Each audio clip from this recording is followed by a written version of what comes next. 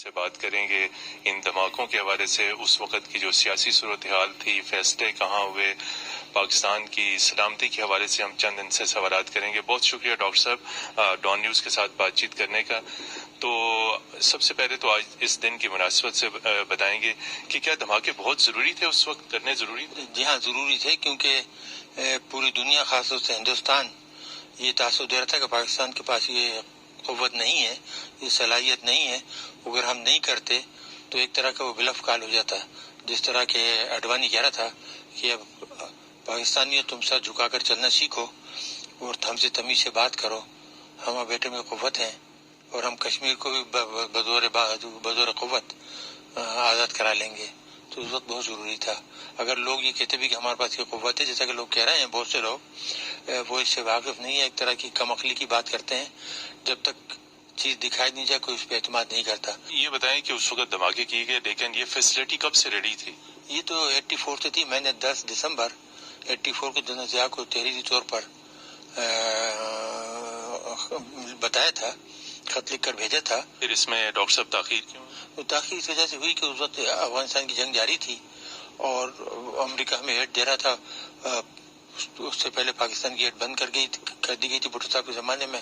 تو جنرل ضیاء نے کہا کہ ٹھیک ہے، ابھی حالت ایسے ہیں کہ نہ ہمارے ہندوستان سے جنگ ہو رہی، نہ کسی قسم کا کوئی خطرہ ہے، تو بہتر ہے کہ ہم ایٹمی دھماکہ نہ کریں۔ بلکہ مصلحت انہوں نے طے کیا تھا، غلام شاہ صاحب تھے، جنرل عارف تھے اور صاحبزادہ یعقوب تھے، ہم لوگ تھے۔ تو ہم نے کہا یہ تو آپ کا پولیٹیکل ڈیسیجن ہے، ہم نے تو صرف آپ کو یہ بتانا تھا کہ یہ کام ہو گیا ہے، آپ جب حکم دیں گے ہفتہ بھر کے اندر ہو جائے گا۔ تو پھر انہوں نے فیصلہ یہ کیا کہ نہیں، ابھی نہ کریں۔ تو بات ٹل گئی۔ اس کے بعد جنرل ضیاء کا انتقال ہو گیا۔ پھر میں بے نظیر بھٹو صاحبہ کی پولیٹیکل گورنمنٹ آئی۔ ہاں، پھر وہ نہیں چاہتی تھیں کہ امریکہ کو ناراض کریں۔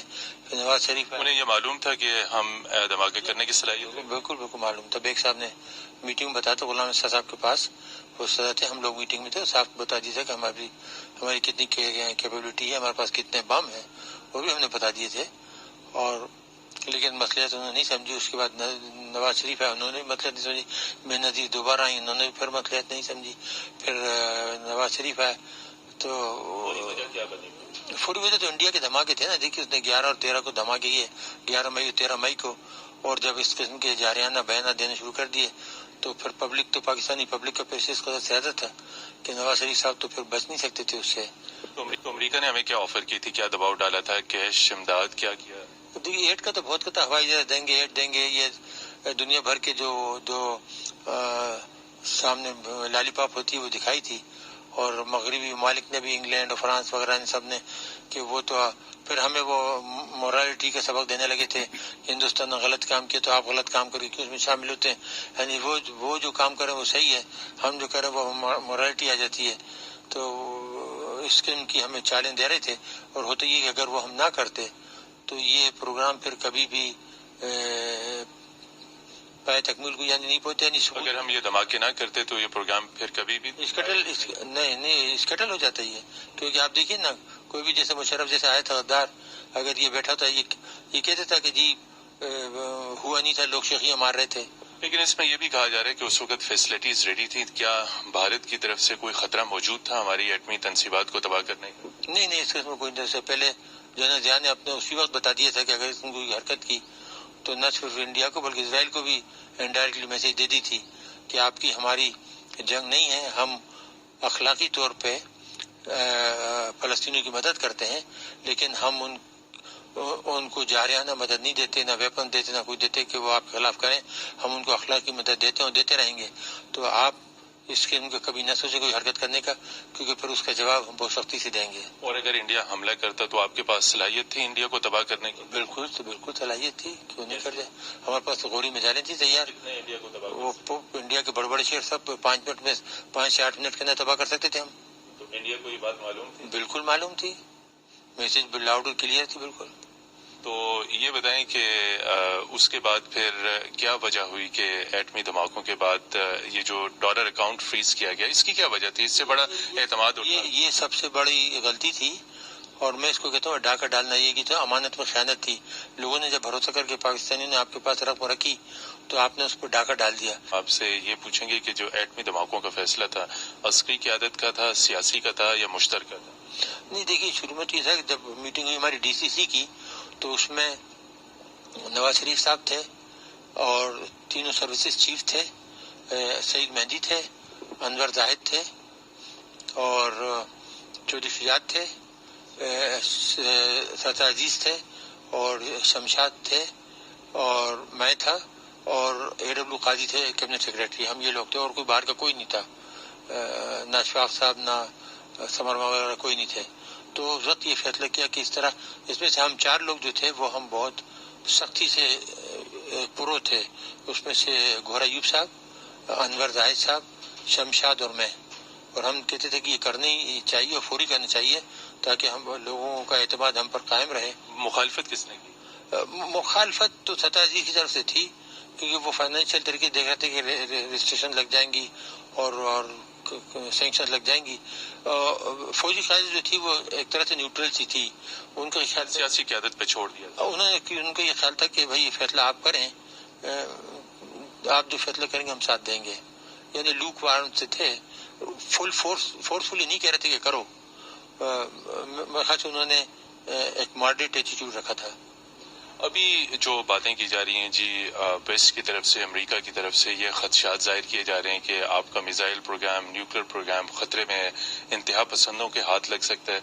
آپ ایک طویل عرصے تک اس پروگرام کے ساتھ رہیں, اس کے سربراہ رہیں, تو کیا اس قسم کا کوئی سسٹم ہے کہ ایکسٹریمسٹ کے ہاتھ یہ پروگرام لگ سکتا ہے؟ اس کے اوپر بڑا ویسٹ سے واویلا مچتا رہا.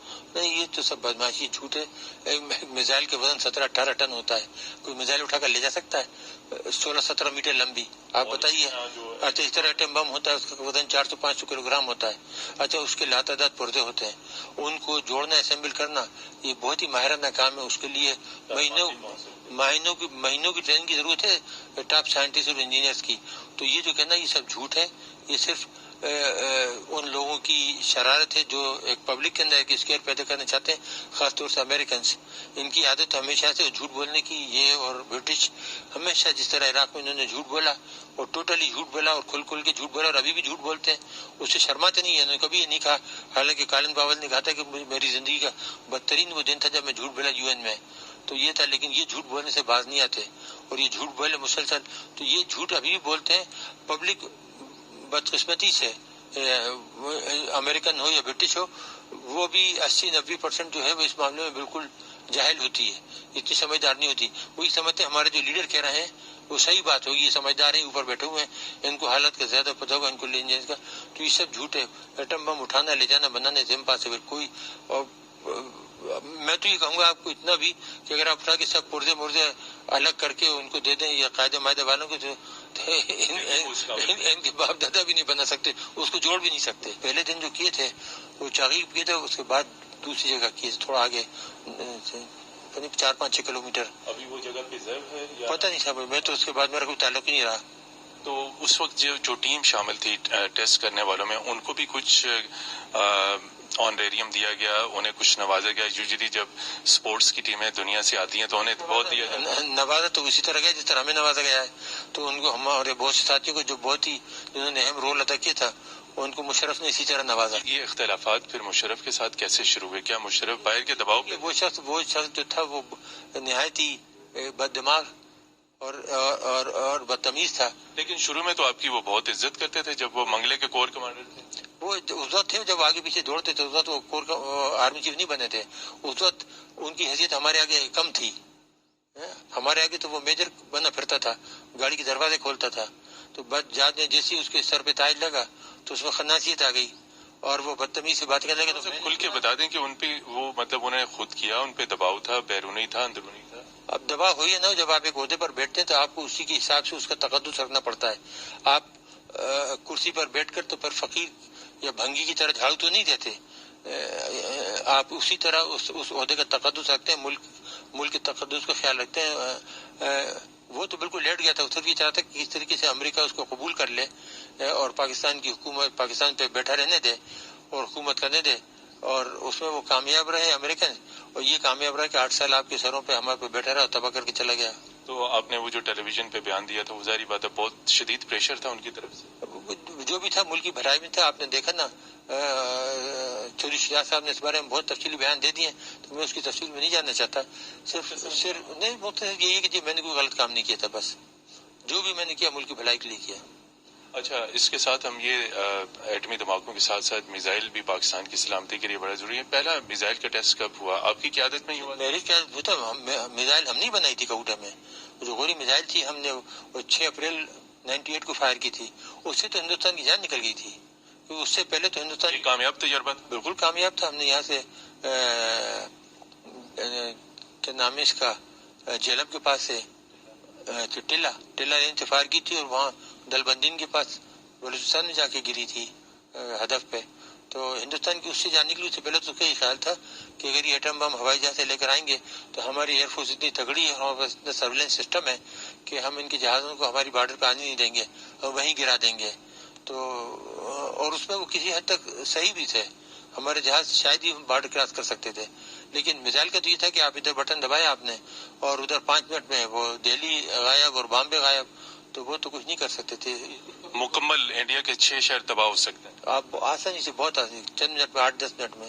نہ ہندوستان جرأت کر سکتا نہ اسرائیل, اس میں مجھے رتی برابر بھی شک نہیں تھا. لیکن ماضی میں اسرائیل نے عراق کا پروگرام تباہ کیا. وہ کیا ہوا کیونکہ عراق جواب نہیں دے سکتا تھا.